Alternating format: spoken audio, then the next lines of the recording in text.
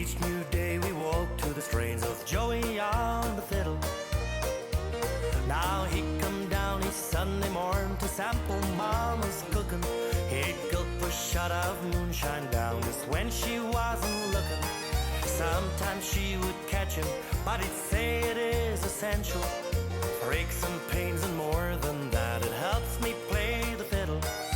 So won't you play that fiddle for me, Joey? Won't you play that fiddle one more time?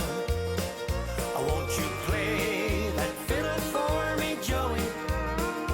'Cause you sure can play it mighty fine. Now Joey was just 5 feet tall, his face like buckskin leather, and he wore a coat and hobnail boots in every kind of weather. He'd play all kinds of music, serenading every nation, but the mouth would drop when he would stop and play the Mason's apron. So won't you play that fiddle for me, Joey? Won't you play that fiddle one more time? Won't you play that fiddle for me, Joey? 'Cause you sure can play it mighty fine.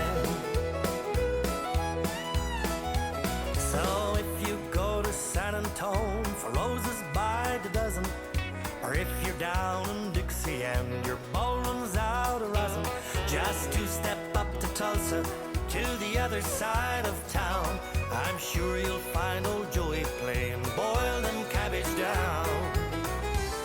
Then came the day when he would have to go and meet his maker. I hitched a ride the day he died and left this place forever. But sometimes when I dream at night, I think when I was little, in that small shack in the great outback with Joey on the fiddle. So won't you play that fiddle for me, Joey? Won't you play that fiddle one more time? Won't you play that fiddle for me, Joey? 'Cause you sure can play it mighty fine. Oh, you sure can play it mighty fine. Oh, play it, Joey.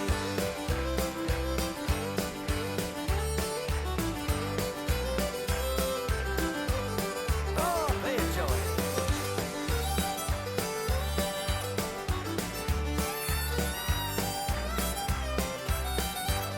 Well, mouths would drop when we would watch old Joey on the fiddle.